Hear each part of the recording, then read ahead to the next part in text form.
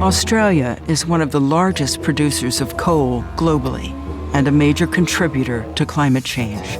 So when the industry began pushing to open up mining operations in Queensland's Galilee Basin, which contains the world's largest coal reserves, it seemed nothing could stop it. We have said no, we will continue to say no, and we're going to fight this to the end. Despite widespread opposition, the Adani Carmichael mine was approved and constructed, but the 8-year fight was a catalyst for the emerging leadership of Murrawah Maroochy Johnson, the youngest member of the Wangan and Jungalingu Family Council, an organization supporting First Nations rights in Queensland. What I learned was that there's been an intentional alienation of First Nations people from our human rights, from our land rights. Aboriginal law and environmental law are one and the same. You can't separate them. It comes from thousands of years of observation of country and really understanding how all of the forces of nature relate to each other. In 2019, a second mega coal mine was proposed. Waratah Coal, a company owned by billionaire Clive Palmer, would extract 40 million tons of coal annually from a nature refuge in the Galilee Basin. When it comes to Waratah, it's all of the plants, all of the animals, and it's Indigenous and First Nations worldviews and principles that are at threat directly, but also indirectly. With her team at Youth Verdict, an NGO dedicated to climate justice, Murrawah launched an awareness campaign. She also partnered with the Environmental Defender's Office to file a novel lawsuit using the recent enactment of the Queensland Human Rights Act, under which Indigenous cultural rights are connected to traditional ownership of territories. Because this isn't just about protecting country and standing up for country. It's about the people who have the birthright to do it.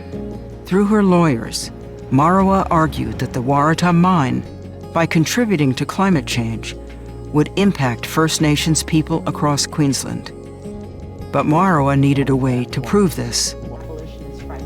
The reality of First Nations life being impacted by climate change and environmental destruction isn't going to come through, on just a written statement. The decision makers need to go and see climate change and the reality of it in a way that's culturally appropriate for us. With only pro bono legal support and minimal funding, Murrawah and her team coordinated for the Land Court to attend on-country hearings with First Nations witnesses across northern Queensland. Witnesses gave compelling testimony about how climate change destroys ecological systems and the traditional cultures that depend on them. We were able to shine a light on the reality of their experience of climate change. The court, doing on-country evidence, really, just took it to another place, another level. In November 2022, the Land Court made a historic recommendation that Waratah's mining lease be refused, based on its impact to the local environment and climate, as well as the unjustifiable limitations placed on the human and cultural rights of First Nations peoples. With this victory, Murrawah and her team prevented the release of 1.5 billion tons of carbon and set a powerful precedent for using human rights law to challenge coal development in Australia. There's this collective gasp in the courtroom, like, did I hear what I just thought that I just heard? Sorry, anything you want to leave on there? We've had our freedom fighters from day one. They did all the hard work maintaining a First Nations cultural identity.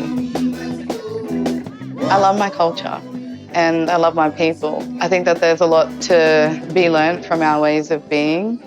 Our job is to speak for the land because it can't speak for itself. For outstanding environmental achievement for islands and island nations, the 2024 Goldman Environmental Prize is awarded to Murrawah Maroochy Johnson, Galilee Basin, Australia.